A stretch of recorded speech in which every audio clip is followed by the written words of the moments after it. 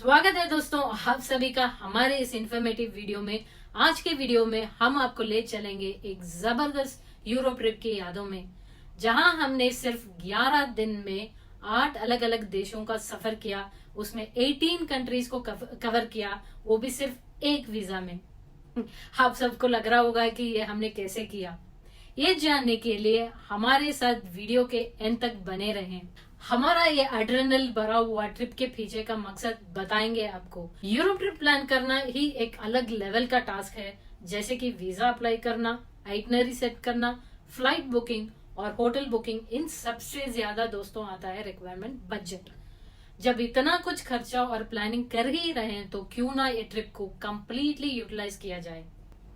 इस ट्रिप में हमने विजिट किया था Germany, Hungary, Slovakia, Austria, Italy, Vatican, लिechtenstein और स्विट्जरलैंड।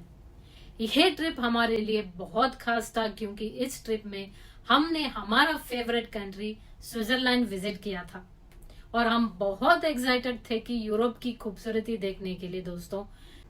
क्योंकि हमने विंटर में ट्रैवल किया तो सबसे ज्यादा एक्साइटेड थे पहली बार स्नो को देखने के लिए। लेकिन इस ट्रिप में सिर्फ एडवेंचर नहीं, कुछ चैलेंजेस भी आए थे दोस्तों, जैसे वीजा वैलिडिटी का इश्यू भी आया था, जिसने हमारी टेंशन थोड़ी बहुत बढ़ गई थी। पर हमने ऐसे तैसे करके सिचुएशन को हैंडल कर लिया था। ये भी हम आपको बताएंगे इस वीडियो में। हम आपको सिर्फ अपना आइटनरी नहीं बताएंगे, बल्कि वीजा प्रोसेस, कहाँ पे आपको रुकना है, यूरेल पासेस क्या होता है और बैगेजेस आप कहाँ पे स्टोर कर सकते हैं, जैसे छोटे मोटे जरूरी टिप्स जो है हम लोग शेयर करेंगे आपसे। हमने शेंगेन वीजा इश्यू करवाया था जर्मनी एम्बेसी से, तो प्रोसीजर के हिसाब से हमारी पहली कंट्री जर्मनी होना चाहिए, पर एग्जिट आप किसी भी शेंगेन कंट्री से कर सकते हो। तो बिना टाइम वेस्ट किए चलो शुरू करते हैं ये अमेजिंग सफर की कहानी। सफर का पहला दिन हमने स्टार्ट किया दुबई से फ्रैंकफर्ट की डायरेक्ट फ्लाइट लेकर। एमिरेट्स एयरलाइंस की फ्लाइट थी दोस्तों। सुबह 3 बजे निकली थी और हमें पहुंचाई फ्रैंकफर्ट सुबह 8 बजे। ऑलमोस्ट 7 आवर्स की फ्लाइट थी। सुबह फ्रैंकफर्ट एयरपोर्ट में पहुंचते ही इमिग्रेशन प्रोसेस बहुत ही स्मूथ निकला। वैसे तो हमारी पूरी आइटनरी, ट्रैवल और होटल बुकिंग्स थे हमारे पास, लेकिन इमिग्रेशन ऑफिसर ने कुछ ज्यादा सवाल नहीं किया। बस पूछा कि हमारी रिटर्न टिकट दिखाएं, जो एक्चुअली ज्यूरिख स्विट्जरलैंड से थी। वो देखकर ऑफिसर ने स्टैंप लगाया और बोला, वेलकम टू जर्मनी। फिर हमने एयरपोर्ट के अंदर एक रेस्टोरेंट में ब्रेकफास्ट किया और इमेजिन जैसे कि हम बाहर निकले, -10 डिग्री का टेम्परेचर, जो हमारे लाइफ का फर्स्ट इतना ठंडा एक्सपीरियंस। भागते भागते हमने एयरपोर्ट के मेट्रो स्टेशन पहुंचे और मेन सिटी जाने के लिए हमने मेट्रो लेकर पहुंचे सेंट्रल फ्रैंकफर्ट स्टेशन। हमारा एक्चुअल प्लान था जर्मनी में बर्लिन विजिट करने का, इसलिए हमने ट्रेन की बुकिंग पहले से ही करके रखी थी फ्रैंकफर्ट से बर्लिन का। यूरेल पास जो हमारे पास पहले से ले रखा था, उस वजह से बहुत फ्लेक्सिबिलिटी मिली ट्रेन सेलेक्ट करने में। हमने एक्चुअली फर्स्ट क्लास पास लिया था और उसका रीज़न है कि सेकंड क्लास कैबिन्स में बहुत ही बेहतरीन था, लेकिन फुल होने की वजह से बैगेजेस रखने की जगह नहीं मिलती थी और फर्स्ट क्लास कैबिन तो ऑलमोस्ट खाली ही मिलती थी हमेशा। तो लंच, डिनर और ब्रेकफास्ट भी फर्स्ट क्लास पास में कॉम्प्लीमेंट्री होता था और साथ में मेजर ट्रेन स्टेशन में लाउंज फैसिलिटी भी मिलती थी। बिल्कुल एयरपोर्ट की तरह होता था ये लाउंज फैसिलिटी, तो वेट करने में मुश्किल नहीं होती थी हमें। और मज़े की बात बता दूं दोस्तों, फर्स्ट क्लास यूरेल पास जिसके पास है, उनके लिए बहुत सारे एक्टिविटीज़ जैसे एंट्री टिकट्स, अम्यूजमेंट पार्क, ये सब की जगह आपको 30 to 40% डिस्काउंट मिलता था। तो ओवरऑल हम आपको रेकमेंड करेंगे फर्स्ट क्लास पास लेना, अगर बजट फिट रहे तो। सुबह के 10 बजे फ्रैंकफर्ट से ट्रेन निकली थी दोस्तों, तो हम पहुंचे बर्लिन होबनऑफ स्टेशन लगभग 2:30 के करीब। इस स्टेशन की तो बात ही अलग है दोस्तों, मैसिव एशियन बिल्डिंग, सो हमको बहुत पसंद आया। इस स्टेशन में लगेज स्टोरेज के लिए सभी साइज के लॉकर्स बना के रखा है, जो 7 से लेते 10 यूरो पर लॉकर पर डे के हिसाब से होता है और कुछ लॉकर्स पर आवर बेसिस में भी आपको मिल जाता है। तो हमारा लगेज स्टोरेज करने के बाद हम लोग सीधा पहुंचे, पहला जो स्टॉप था हमारा ब्रांडेनबर्ग गेट। उसके बाद हम लोग जाए थे चेक पॉइंट चार्ली, फिर बर्लिन वॉल देखा हमने और लास्ट में टीवी टावर का एरिया, जिसे अलेक्जेंडर प्लेटर्स के नाम से जाना जाता है, वहाँ पे हम पहुँचे। इस एरिया में हमको इंडियन और अरबिक फूड के बहुत सारे रेस्टोरेंट्स मिले। डिनर करने के बाद हम वापस ही बर्लिन होबनऑफ स्टेशन पहुँचे, लगेज वापस लिया और एक एक्साइटिंग ट्रैवल हैक किया जो आपको सभी को ट्राई करना चाहिए। क्योंकि हमने बर्लिन में कोई होटल नहीं बुक किया, इंस्टेड एक ओवरनाइट ट्रेन बुक की बर्लिन से बुडापेस्ट, हंगेरी की। शाम के 7 बजे ट्रेन निकली बर्लिन होबनऑफ स्टेशन से। 13 घंटे की नाइट जर्नी थी दोस्तों। फिर बाद में हम पहुंचे बुदापेस्ट न्यू घाटी स्टेशन। एक्चुअली में दोस्तों ये ट्रेन यूरेल पास में कवर्ड नहीं थी, इसकी टिकट हमको अलग से लेनी पड़ी, जो एक 6 बर्थ शेयर्ड कैबिन था। और अच्छी बात ये हुई कि दोस्तों कोई और पैसेंजर हमारे कैबिन में आया ही नहीं। स्टाफ ने आकर पूरा बेड सेट करके दिया और फिर टिकट कलेक्टर ने भी हमें कैबिन क्लोज करने के लिए कह दिया था। ये literally hotel room stay in a moving train का एक्सपीरियंस मिला हमको। सुबह ब्रेकफास्ट के साथ कॉफ़ी हमें कॉम्प्लीमेंट्री मिली और वो भी खुद टिकट कलेक्टर ने बनाया और कैबिन में पहुंचाया। आज का दिन टेक्निकली हमारे सफर का दूसरा दिन था दोस्तों। तो बुदापेस्ट स्टेशन में पहुंचने के बाद हमने टैक्सी ली और सीधा पहुंचे अपना होटल, जो कि ओल्ड टाउन में था, रॉयल पार्क बुटीक होटल, जो बहुत ही बेहतरीन हमारा स्टे था उधर पे। थोड़ा वेट करने के बाद अर्ली चेक इन भी मिल गया। बुदापेस्ट में फिर हम घूमने के लिए निकले, जहाँ पे हमने देखा बुदापेस्ट कैसल, पार्लियामेंट, फिशरमैन बैटिसन, ये सब हमने घूम के देखा था। बुदापेस्ट गो के नाम से एक ऐप है, आपको मिल जाएगा, जिसमें आप यहाँ के टूरिस्ट प्लेसेस, टाइमिंग्स और टिकट्स की सारी इन्फॉर्मेशन आपको मिल सकती है। थर्ड डे सुबह हमने अर्ली मॉर्निंग की ट्रेन बुक की थी दोस्तों, लेकिन आज हमने यूरेल पास यूज़ किया। ये ट्रेन में सीट बुकिंग्स मस्त था, तो हमने 7 यूरोस कुछ पे किया था पर पर्सन के लिए। एक्चुअली प्लान था वियना ऑस्ट्रिया पहुंचने का, लेकिन जो नेबरिंग कंट्री स्लोवाकिया है उसे भी एक फ्लाइंग विजिट करना था। तो अर्ली मॉर्निंग हमने चेकआउट किया, वापस पहुंचे बुदापेस्ट न्यू घाटी स्टेशन। 5:30 सुबह ट्रेन ली और 2.5 जर्नीज के बाद 8 बजे हम पहुंचे ब्राटिस्लावा लावना स्टानिका स्टेशन। स्टेशन से निकलने के बाद हमने टैक्सी ली और पहुंचे यूरोविया सिटी। ब्राटिस्लाविया शहर का सबसे बड़ा शॉपिंग मॉल और रेजिडेंशियल कम्युनिटी है दोस्तों। क्या वाइब थी इस जगह की। ब्राटिस्लावा में एक्चुअली 3 घंटे स्पेंड करने के बाद 11:30 AM को हमने ट्रेन ली वियन हॉबनॉफ की।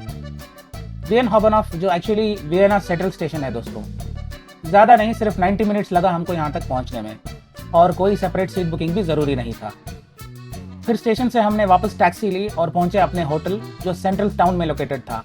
होटल का नाम था नोवुम होटल प्रिंस यूगन। ये स्टे भी एक यूनिक एक्सपीरियंस था दोस्तों। वियना में कासल और यहाँ का सबसे बड़ा कैथेड्रल, यहाँ का टाउन मार्केट और साथ ही में यहाँ का नाइट लाइफ भी हमने चेक किया। 4th दिन का शुरुआत भी सुबह सुबह हुई। होटल चेकआउट करने के बाद 5:30 की ट्रेन ली वियना से इंसब्रुक की, जो ऑलमोस्ट 4.5 आवर्स की जर्नी के बाद हम पहुंचे इंसब्रुक लगभग 10 बजे। ये ट्रेन भी यूरेल पास में कवर्ड थी दोस्तों, और इसमें कोई भी सीट बुकिंग की ज़रूरत नहीं थी। यहाँ हमारे कोई होटल स्टे बुक नहीं था। डे ट्रिप के प्लान से यहाँ पहुँचे, क्योंकि हमें रात की ट्रेन लेनी थी यहाँ से अगले डेस्टिनेशन के लिए। तो अगेन स्टेशन में लगेज स्टोरेज करने के बाद हमने ली एक लोकल बस और पहुँचे नॉर्थ कैटाबान स्टेशन, जहाँ से यहाँ का बेस्ट स्नो रिसोर्ट और यहाँ का famous spot top of Innsbruck जाने के लिए आप केबल कार भी ले सकते हैं। यहाँ पे पहला स्टॉप था चिड़ियाघर, फिर आए सी ग्रुप रेस्टोरेंट और फाइनली लास्ट स्टॉप में हम पहुँचे top of Innsbruck. Mind blowing भी एक कम शब्द होगा इस जगह को तारीफ करने में। पहली बार, जैसे कि मैंने बोला था, पहली बार स्नो देखा था तो इतना एक्साइटमेंट हो गया था। ऑलमोस्ट शाम तक यहाँ हम रुके और अच्छे से इस जगह को एक्सप्लोर किया। और यहाँ पे एक इम्पॉर्टेंट चीज़ है दोस्तों कि आपको स्नो का शूज़ पहनना पड़ेगा, वरना नॉर्मल शूज़ यहाँ पे स्लिप हो सकता है आपको। यहाँ से हमारा स्पॉट था सिटी सेंटर। वहाँ कुछ टाइम स्पेंड करने के बाद हमने शॉपिंग की और 11 बजे पहुँचे स्टेशन। लॉन्च में कुछ देर हमने वेट किया और रेस्ट भी लिया। सुबह 1 बजे हमारी ट्रेन थी अगले डेस्टिनेशन के लिए। 1 बजे जो ट्रेन निकली वो सुबह 5 बजे हमें पहुंचाई स्टेनाक आडिन नाम के एक बिल्कुल छोटे से टाउन में। क्योंकि विंटर था दोस्तों, सनराइज बहुत लेट होता था और इस स्टेशन में हमारे सिवा कोई और था ही नहीं। एकदम वीरान सा था दोस्तों ये जगह, बहुत ही छोटा सा एक विलेज स्टेशन बोल सकते हैं। तो ये हमारा 5th डे था दोस्तों। ऑलमोस्ट 1 घंटा वेट करने के बाद दूसरी ट्रेन हमने ली हॉलस्टार्ट के लिए। हॉलस्टार्ट एक फेरी टेल विलेज से कम नहीं था दोस्तों। हम एक्चुअली एक स्टॉप आगे गए बैगेज स्टोर करने के लिए, और जब वापस हॉलस्टार्ट पहुंचे तो फेरी स्टेशन पे भी स्टोरेज फैसिलिटी मिली। इसका एक्चुअली हमें कोई इन्फॉर्मेशन नहीं था।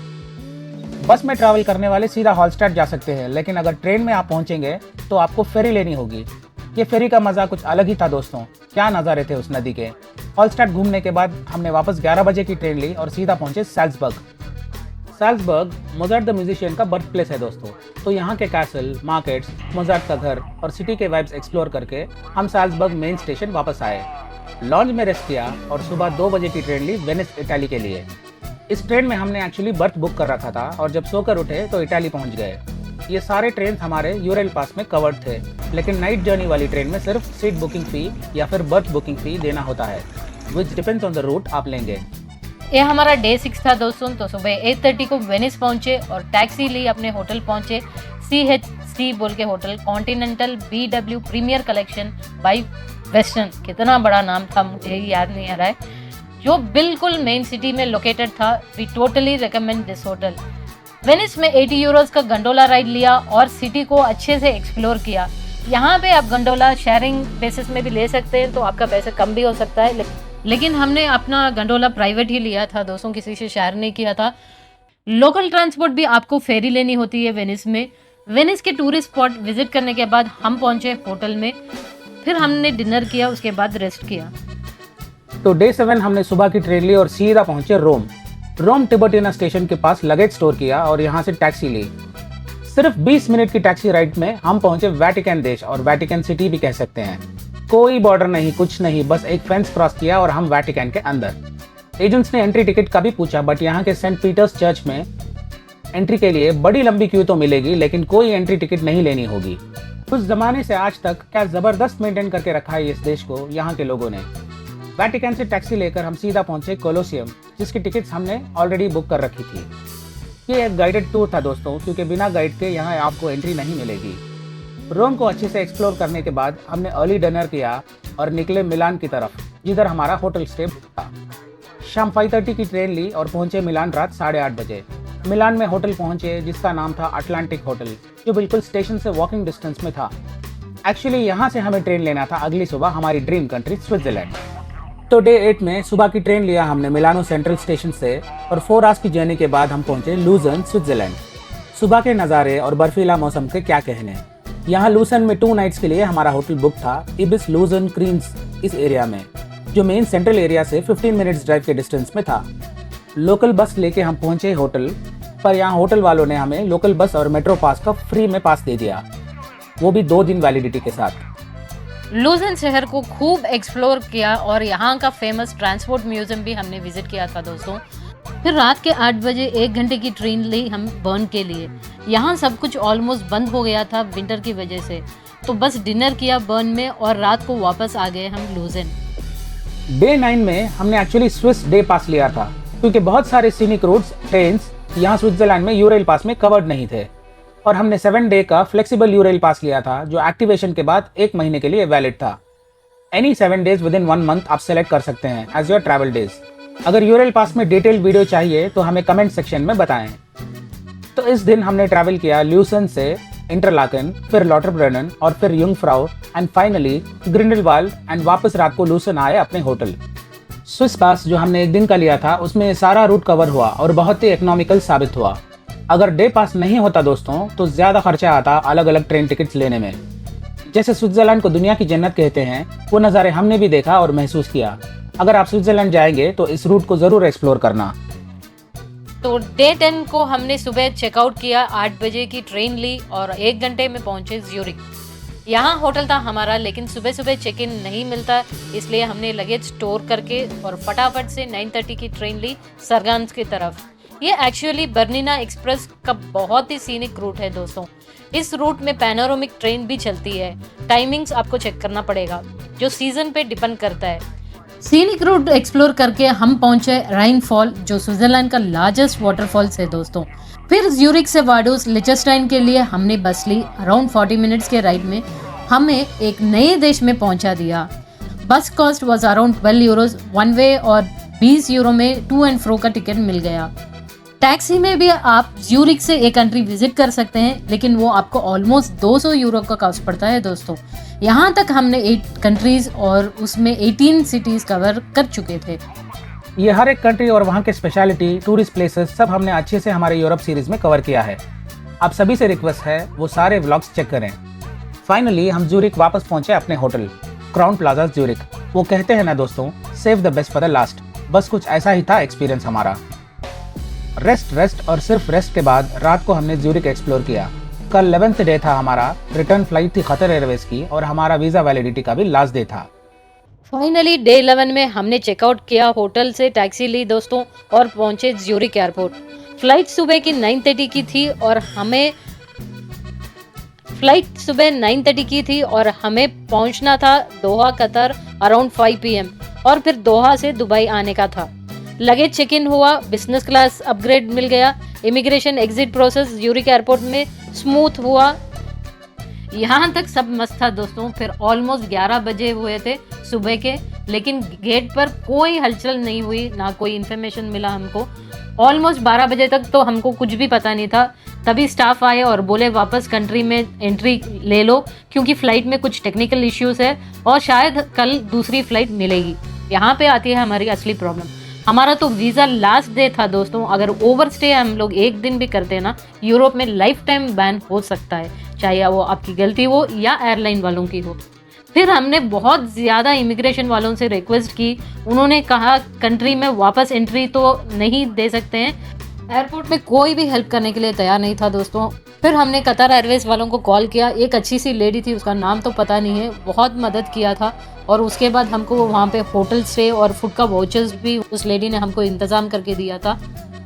बहुत ज़्यादा टेंशन में आ गए हम। लगेज वालों का कॉल आ रहा था कि वापस आकर लगेज लेके जाओ। लेकिन कैसे जाते दोस्तों? लगेज काउंटर तो एयरपोर्ट के एंट्रेंस पे होता है और हमें तो इमिग्रेशन और सिक्योरिटी क्लियरेंस नहीं था। ऑलमोस्ट 3 और 4 घंटे लगातार वेट करने के बाद एक कतर एयरवेज के स्टाफ ने हमें बहुत हेल्प की। शाम की दूसरी फ्लाइट थी जो फुली बुक थी। इनफैक्ट उसमें लास्ट मोमेंट में 2 सीट्स का जुगाड़ किया। बोली बिजनेस क्लास तो नहीं मिलेगा। हमने कहा बहन हमें तो सीट भी नहीं चाहिए, बस कहीं नीचे बिठा के हमें पहुंचा दो। सीट्स तो मिल गई थी दोस्तों, लेकिन अलग अलग। Finally all's well that ends well. हमने अपने डेस्टिनेशन पहुंचे बहुत सारे यादें लेकर, और आज आप लोगों के साथ शेयर कर रहे हैं। तो अगर मैं लगेज की बात करूं दोस्तों, तो हम लोगों को 1 वीक के बाद ही हम लोगों को लगेज मिला, इमीडिएटली नहीं मिला था। वो भी एक बहुत मुश्किल सी बात थी। तो चलो हम लोग अभी आपको बताते हैं आइटनरी और कॉस्ट कितना हुआ। और हमने सिम कार्ड लिया था ऑरेंज बोल के, बहुत ही अच्छा था। या आप एयरलो भी डाल सकते हैं, जो इंटरनेट की फैसिलिटीज़ भी बहुत अच्छी होती है। तो चलो दोस्तों हम लोग कॉस्टिंग की तरफ आते हैं। तो ये सारा जो एक्सेल शीट दिख रहा है आपको सामने, ये पूरा हमारा आइटिनरी था यूरोप का, जो वीडियो में स्टार्ट से एंड तक आपने सुना होगा। उस पे जो 11 कंट्रीज़ थे और अलग अलग सिटीज़ थे, उसका ब्रेकअप इधर दिखा के रखा है। जैसे आप लेफ़्ट साइड में देख सकते हो डे 1। तो डे 1 मतलब 1 में जो भी एक्टिविटीज़ हुई है, 1 में यहाँ है और 2 में यहाँ है, 3 में, ऐसे ही नीचे तक डे 11 तक जो भी हमारी एक्टिविटीज़ हुए वो दिखा रहे हैं यहाँ पे। तो जैसे दुबई टू फ्रैंकफर्ट जर्मनी, ये सब जो है ना, आप अगर स्क्रीनशॉट लेना है तो भी स्क्रीनशॉट लेके देख सकते हैं कि उस दिन क्या क्या हुआ। प्लस उस दिन फ़्लाइट है या नहीं है वो भी लिखा है। और अगर ट्रेन लिया है हमने तो ट्रेन का भी इसमें मेंशन किया गया है। और अगर होटल स्टे था उस दिन या नहीं था वो भी इधर मेंशन किया है।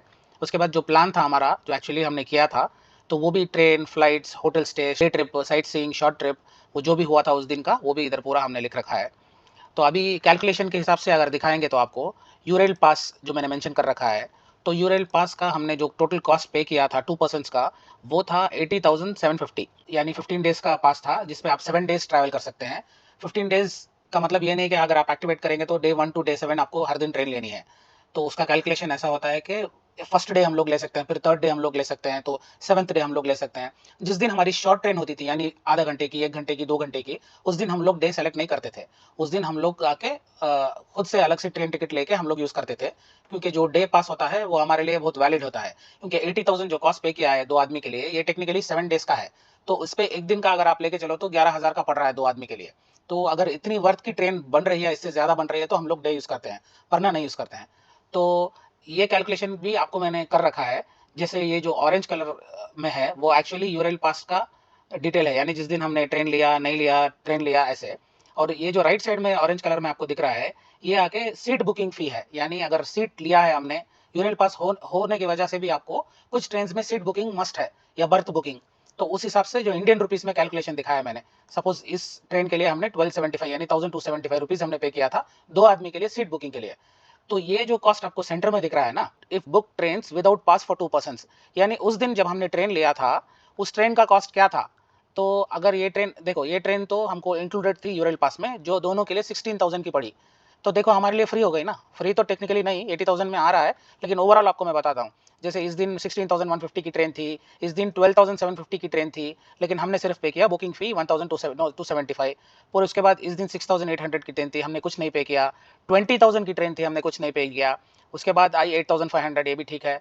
17,000 के देखो बैक टू बैक 2 दिन की हमारी ट्रेन थी, दोनों की 17,000 की, लेकिन हमने कितना पे किया 1700 और 2000 रुपीज़ सिर्फ सीट बुकिंग का। तो इस तरह ओवरऑल देखेंगे तो बर्निना एक्सप्रेस का जो मेन रूट होता है, जो सीनिक होता है स्विट्जरलैंड में, वो 34,000 की पड़ती है टिकट, लेकिन टेक्निकली हम लोग ने सिर्फ 4,000 पे किया दोनों के लिए, उस रूट लेने के लिए। ओवरऑल अगर आप देखेंगे तो बेनिफिशियल बनते हैं आप। जैसे वीडियो के शुरू में हमने बताया था यूरल पासेस लेने के बेनिफिट्स क्या हैं, तो 1,51,000 हुआ टोटल कॉस्ट अगर आप पास नहीं लेते तो उसी ट्रेन के लिए, और अगर पास लेने की वजह से 80,000 कॉस्ट पास का पड़ा, 12,000 सीट बुकिंग्स का पड़ा, तो 93,000 हमको एक्चुअली में पड़ा। तो आप देख सकते हैं ऑलमोस्ट 60,000 का फर्क आया। ओके देखो हमने तो क्रश ट्रैवल किया, इतने countries back to back train use किया, तो हमारे लिए बहुत फायदेमंद हुआ। अगर आप लोग इतनी ट्रेन नहीं भी ले रहे हैं तो आप ओवरऑल एक बेसिक कैलकुलेट करके देख सकते हैं, वो ट्रेन वेबसाइट में जाके उसका कॉस्ट उस दिन का कितना पड़ रहा है, अगर आप पास लेंगे तो कितना पड़ रहा है, क्योंकि एक आदमी है तो फिर ठीक है आप इंडिविजुअल ट्रेन लेके जा सकते हैं, लेकिन अब जब आपको फैमिली है 4-5 लोग हैं या 2 लोग भी हैं तो पास ज़रूरी है, और हमारा रिकमेंडेशन यही रहेगा कि आप पास ले लें। और आते हैं इधर दूसरे कॉस्ट के हिसाब से, जैसे फूड वगैरह। फूड का हम लोग देखने जाएंगे तो आप देखो फर्स्ट मैं आपको फ़्लाइट की टिकट बता देता हूँ, क्योंकि जो फ़्लाइट की टिकट थी हमारी दुबई से जर्मनी की, वो एक पर्सन के लिए पड़ी थी 50,000 की, क्योंकि वो एमिरेट्स की थी ना, तो उस हिसाब से एक्सपेंसिव थी। लेकिन यही 50,000 में अगर आप लोग दिल्ली से या बॉम्बे से ले रहे हैं जर्मनी की फ़्लाइट रिटर्न की, तो आपको 50 to 60,000 में आसान से पड़ जाएगी। विंटर में थोड़ा ऑफ सीज़न होता है वहाँ पे, एक्सट्रीम विंटर में नहीं, क्रिसमस के टाइम नहीं, बट नवंबर में या दिसंबर में या फिर जनवरी में थोड़ा ऑफ सीज़न होता है, उस टाइम में आपको थोड़ा ठीक-ठाक प्राइस मिल जाएगा, नहीं 50-60,000 में मिल जाएगा। लेकिन वही चीज़ अगर आप समर में देखेंगे ना, जुलाई अगस्त में या फिर जून में, उस टाइम में प्राइस ज़्यादा एक्सपेंसिव दिखेगा आपको। उसके बाद हमारा आया था ट्रेन बुकिंग्स। सपोज़ कुछ ट्रेन ऐसे थे जैसे मैंने बताया था आपको कि हमने अलग से लेना पड़ा ओवरनाइट ट्रेन, जो यूरल पास में कवर्ड नहीं था। बाद में हमारा ये होटल था, इसमें जो रॉयल पार्क बुटीक होटल था बुडापेस्ट का, तो उसका पड़ा 5,500 रुपीज़। उसके नेक्स्ट होटल था हमारा वियना में नोवम प्रिंस यूगिन वीन करके एक होटल, 6,400 रुपीज़। अगर आपने देखा ना ये सारा हमने मेक माई ट्रिप में, गो आई बूबी में, क्योंकि इसमें सब हम लोग को थोड़ा अच्छा ऑफर्स मिल जाते हैं ना, उसी तरह हमने देख दिखा के बुक किया था। तो वेनिस में होटल पड़ा हमारा 8,600 रुपीज़ का, और मिलानो में पड़ा 5,600 रुपीज़ का। फिर आपको स्विट्ज़रलैंड में ही थोड़ा एक्सपेंसिव था, 20,000 का पड़ा, क्योंकि 2 नाइट्स का था। तो इस हिसाब से लास्ट में ज्यूरिक में भी आपको 11,000 का पड़ा क्राउन प्लाजा का। एंड 2 रिटर्न टिकट थी हमारी, जैसे वो एक्सप्लेन किया था हमने सिचुएशन कतर एयरवेज़ की कनेक्टिंग के साथ, तो वो भी हमको दुबई तक 54,000 की पड़ी 2 लोगों की। तो उस हिसाब से सिर्फ फ्लाइट टिकट्स 1.5 लाख की आ रही थी। तो ये चीज़ आपको 50,000 में ही कवर हो जाएगा, अगर 1 पर्सन का है तो इंडिया से लेंगे 50,000 में कवर हो जाएगा। और जो फूड है ओवरऑल हमने अप्रॉक्सीमेटली 50 यूरोज़ पे ही हमने मैनेज कर लिया था एक दिन में, दोनों का मिला के। तो 500 यूरोज़ के हिसाब से अगर आप देखेंगे तो 45,000 आता है ओवरऑल 10-11 दिन का, which is okay. Local transport मतलब जो हमने कभी बीच में टैक्सी ले लिया था, मेट्रो ले लिया, वो 18,000 रुपीज़ का पड़ा 10 दिन का। फिर साइट सीइंग जो हमारे टिकट्स आए थे इसमें कोलोसियम के, फिर युंगफ्राउ माउंटेन जाने के बाद जगह-जगह हमने फर्निकुलर राइड्स लिया उसका, हमने स्कीइंग भी करा था बीच में उसका, ये सब चीज़ का हमारा जो कॉस्ट था वो 18,000 था। और जो यूरल एक्चुअली जो है मैंने स्टार्टिंग में बताए थे हमारे वीडियो में कि यूरल पास लेने की वजह से आपको बहुत सारे डिस्काउंट्स भी मिलते हैं एक्टिविटीज़ में। अगर जिस जगह 100 यूरो 150 यूरो की टिकट है उसमें 30-40% मिल जाएंगे। इवन स्विट्जरलैंड में अगर यूरल पास नहीं भी चल रहा है फिर भी यूरल पास दिखाएंगे तो वो एंट्री टिकट्स में आपको डिस्काउंट मिल जाएंगे। और उसके बाद आया हमारा यूरल पास इंक्लूडिंग सीट्स, जो मैंने इधर दिखाया था वही मैंने इधर भी मेंशन कर रखा है 93,500 करके। सो टोटल एक्सपेंसेस अगर देखेंगे आप तो दोनों के लिए 11 दिन का इतने सारे कंट्रीज कवर करके 4,65,000 का आया। इसमें अगर आप इंडिया से जा रहे हैं तो इसमें 1 लाख कम भी कर लो आप, तो 3.5 लाख 2 पर्सन्स के लिए, तो टेक्निकली 1.75 लाख 2 लाख, तो 10 मतलब 8 कंट्री 11 दिन में आप इतने सारे सिटीज़। खैर इतना ट्रैवल तो आप लोग बैक टू बैक नहीं करेंगे, अगर आप इसका आधा भी कर लेंगे 10-11 दिन में तो बहुत अच्छा पैकेज बनेगा आपका 2 लाख का। अगर आप लोग को कुछ कमेंट में हमको पूछना है, इसके बारे में डाउट्स पूछना है, कोई आइटनरी सेट करके देना है, कुछ प्लान चाहिए तो आप हमसे कम्युनिकेट कर सकते हैं। कोई चार्ज नहीं करेंगे आपसे, हम लोग ज़रूर आपको हेल्प करेंगे। तो यहाँ तक ये बना, अब आगे देखते हैं। तो दोस्तों आई होप आपको ये वीडियो बहुत ही इंफॉर्मेटिव लगा होगा। आई नो दैट ये वीडियो थोड़ा सा लंबा खींचा, मतलब लंबा है, लेकिन हमने अपना एक्सपीरियंस शेयर किया है इस वीडियो में कि कैसे कैसे हमने ट्रैवल किया था, ताकि क्या हो सकता है अगर वीज़ा अगर एक्सटेंड नहीं हो सकता है, या ऐसे प्रोसीजर जो भी है उस टाइम में कैसे सिचुएशन को हैंडल करना है, ये सब आप जान सकते हैं। कैसे हमने यूरेल यूज़ किया था, यूरेल हम लोग एक और वीडियो बनाएंगे इन डिटेल कि कैसे यूज़ करना है, उसके फ़ायदे क्या होते हैं, अगर आपने यूरेल नहीं लिया तो उसका कैसे क्या ऑपरेट करते हैं, ये सब हम लोग बताएंगे आपके। होप आप सबको ये वीडियो पसंद आया होगा। सो प्लीज़ लाइक करें और शेयर करें और कमेंट ज़रूर कीजिए। अगर आपको कहीं भी जाना है, कुछ आइटनरी पूछना है तो ज़रूर कमेंट्स करके आप पूछ सकते हैं हम लोगों को। So stay tuned, till then bye.